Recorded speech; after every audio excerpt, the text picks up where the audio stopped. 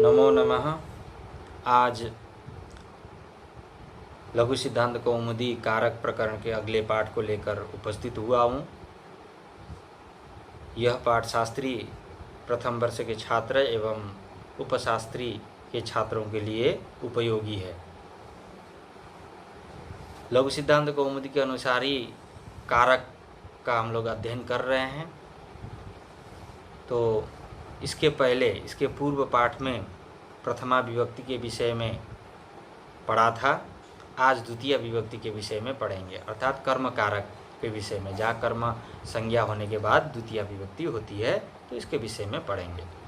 तो द्वितीय विभक्ति कर्म संज्ञा जहाँ होती है वहीं पे द्वितीय विभक्ति होती है, अर्थात कर्म संज्ञक को द्वितीय विभक्ति होगी। यह है। तो यहाँ कर्म संज्ञा करने वाला सूत्र दिया है, कर्तुरीप्सिततमं कर्म। तो कर्तुः क्रियया आप्तुम इष्टतमं कारकम कर्म संज्ञम स्यात्। कर्ता क्रिया के द्वारा जिस किसी को प्राप्त करने के लिए इष्टतम हो, अत्यंत उद्यत हो, वह कर्म संज्ञक होगा, अर्थात उसकी कर्म संज्ञा होगी। किसी वस्तु को प्राप्त करने के, किसी व्यक्ति को प्राप्त करने के लिए उद्यत होगा तो उस वस्तु व्यक्ति की कर्म संज्ञा होगी। ये सूत्र है। तो ये सूत्र क्या करता है? कर्म संज्ञा करता है। कर्तुः ईप्सिततमं कर्म। कर्तुः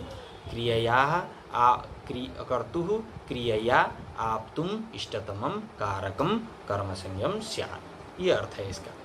तो अब कर्म संज्ञा करने का क्या फल है? तो द्वितीय विभक्ति विधान है। तो द्वितीय विभक्ति करने वाला सूत्र, अगला सूत्र है कर्मणि द्वितीया। कर्मणि द्वितीया, अनुक्ते कर्मणि द्वितीया स्यात्। अनुक्त कर्म में द्वितीय विभक्ति होगी। तो उक्त और अनुक्त, पहले इसके बारे में जानकारी लेते हैं। उक्त क्या है, अनुक्त क्या है? यस्मिन प्रत्यय स उक्त। जिस अर्थ में प्रत्यय हम करेंगे, जहाँ पर प्रत्यय करेंगे वो उक्त हो जाएगा, और जिस वो उक्त हो जाएगा तो अन्य जितने भी बचेंगे वो अनुक्त हो जाएंगे।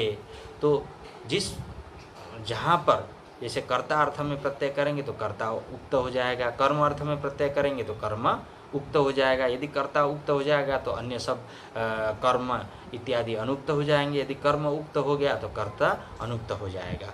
तो ये यहाँ पर सभी कर्म नहीं, यदि उक्त कर्म होगा तो वहाँ प्रथमा विभक्ति ही होगी, द्वितीय विभक्ति नहीं होगी। केवल अनुक्त कर्म में, अर्थात जहाँ पर कर्म उक्त नहीं होता है वहाँ पर उस कर्म में द्वितीय विभक्ति होगी। ये सूत्र द्वितीय विभक्ति विधान करता है। जैसे उदाहरण हम लोग देखेंगे, हरिम भजति।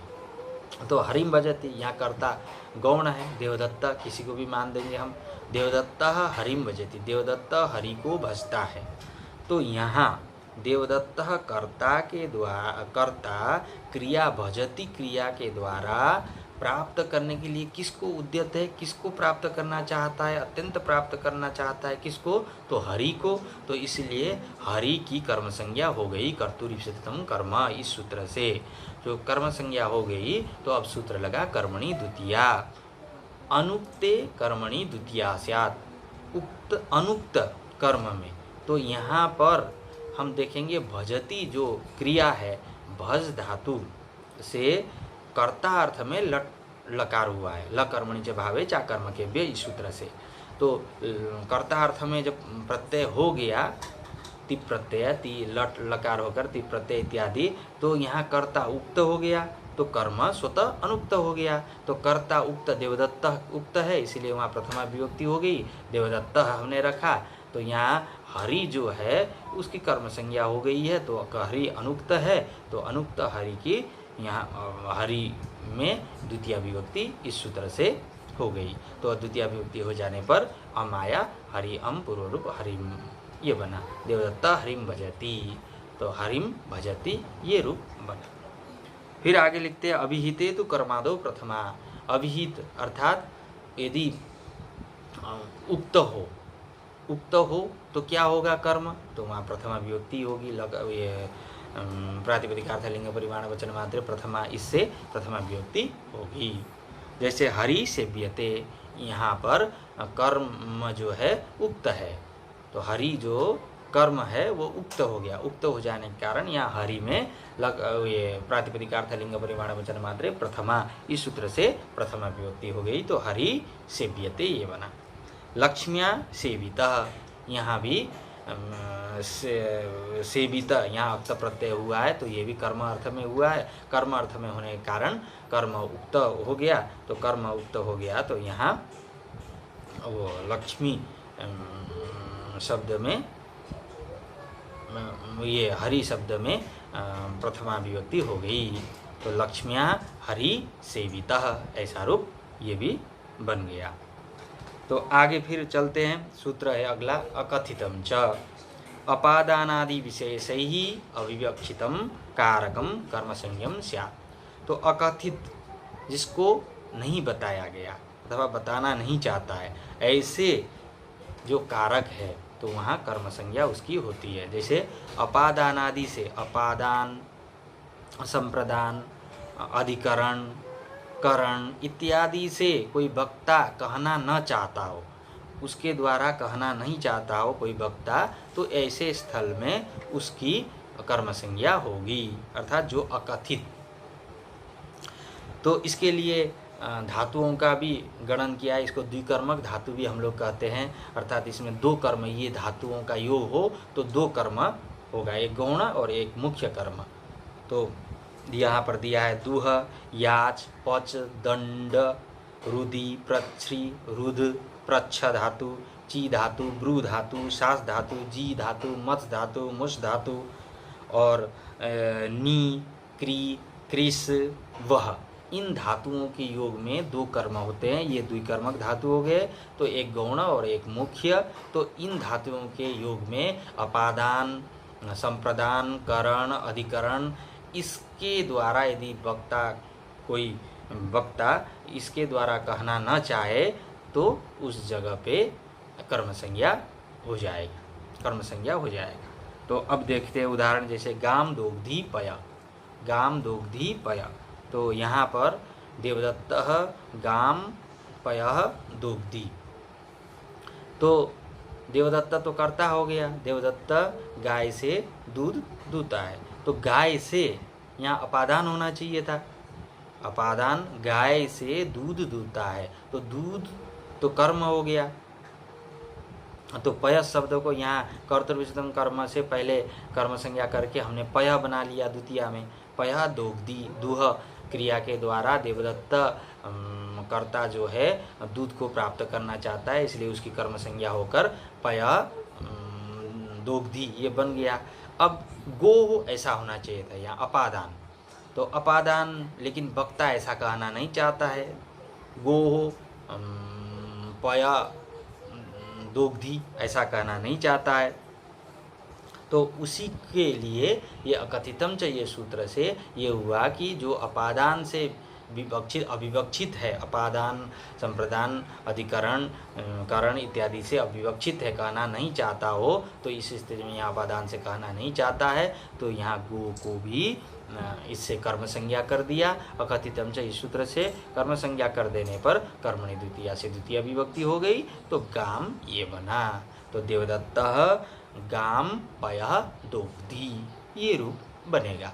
अब यहाँ गाम पयो, गाम दोग्धी पया ये दिया है, तो अन्वय इस तरह कर लेंगे। तो ये हमारा दूह धातु का उदाहरण ये था। अब आगे याच धातु का उदाहरण देते हैं। तो बलिम वसुधाम याचते, बलिम याचते वसुधाम ये उदाहरण है।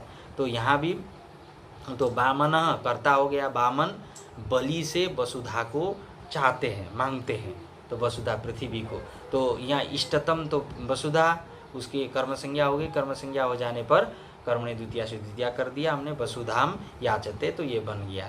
लेकिन यहाँ भी अपादान विवक्षित है, बलि से, तो बले है ऐसा प्रयोग होना चाहिए था, लेकिन यहाँ भी कर्म संज्ञा होकर द्वितीय विभक्ति हो गई, तो बलिम याचते, बलिम वसुधाम याचते ऐसा हो। और आगे भी माणवकम पंथानम पृच्छति, नहीं, तंडुलान ओदनम पचति ये उदाहरण है। तंडुलान ओदनम पचति, तो यहाँ चावलों से भात पकाया जाता है। भात अर्थात चावल ही हम लोग बोलते हैं भात, चावलों के द्वारा भात पकाया जाता है। तो यहाँ भी करण विवक्षित है,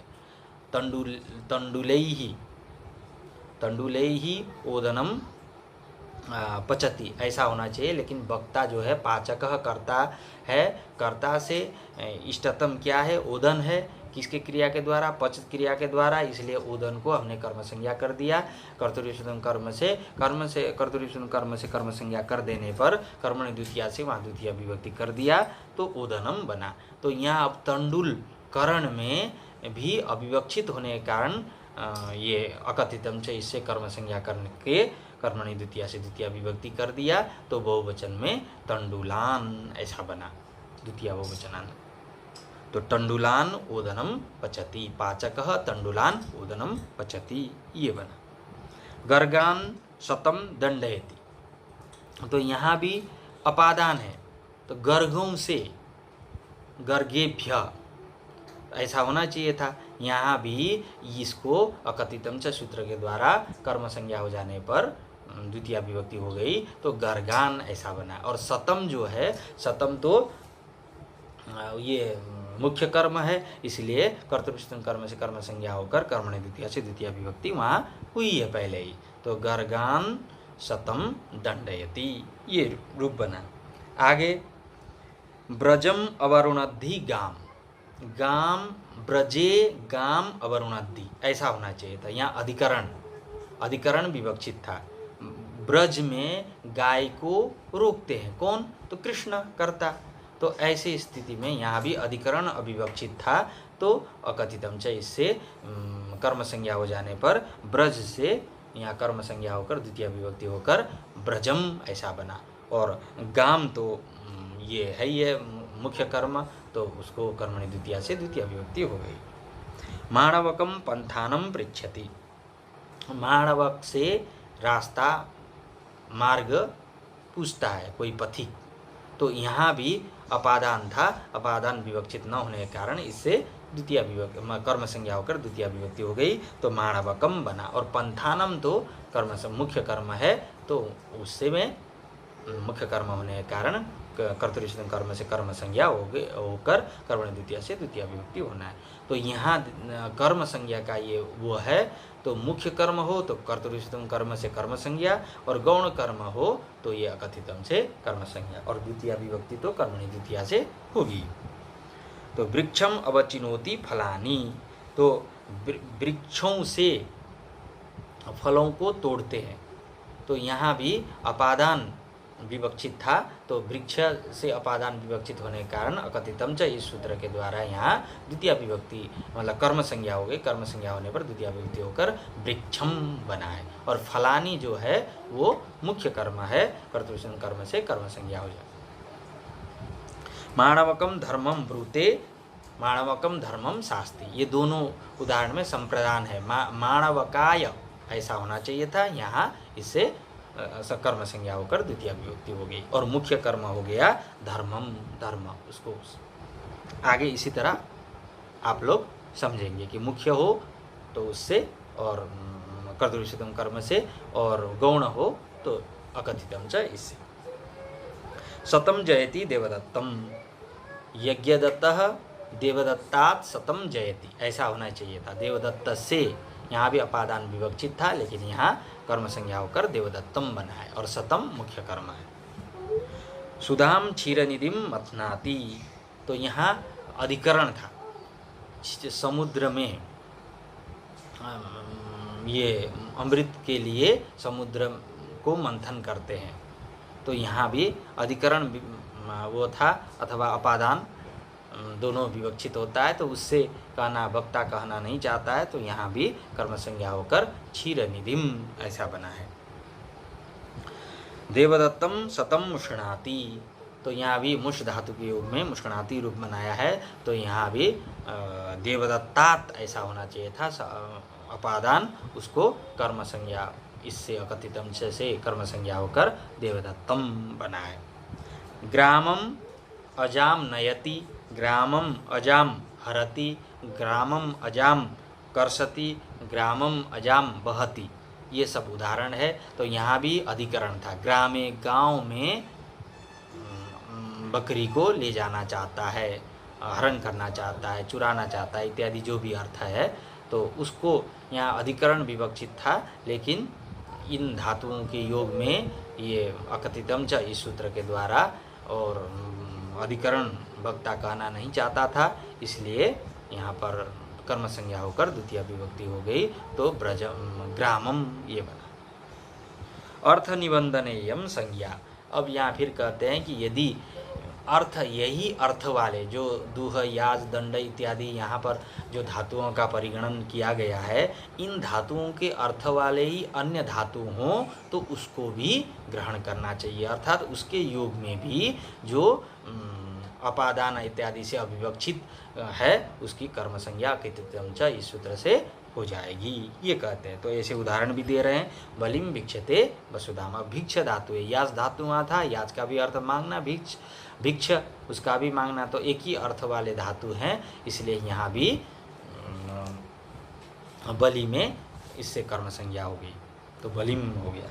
उसी तरह माणवकम धर्मम भासते अभिधत्ते, अभिधत्ते भासते, वहाँ था ये ब्रूते, ब्रूय धातु था, यहाँ भास धातु था, इसलिए एक ही अर्थ के कारण यहाँ भी कर्म संज्ञा हो गई। तो ये कर्म संज्ञा का ये है। तो इसमें सामान्य हम लोग ने चर्चा किया और विस्तृत तो सिद्धांत कौमुदी में ही है, इसलिए हम बार बार कह रहे हैं। तो जितना सिलेबस में है उसी के हिसाब से हम लोग ने अध्ययन किया है। तो विस्तृत यदि अध्ययन करने की इच्छा हो तो आप लोग सिद्धांत कौमुदी का अध्ययन कर सकते हैं। तो आज के लिए इतना ही।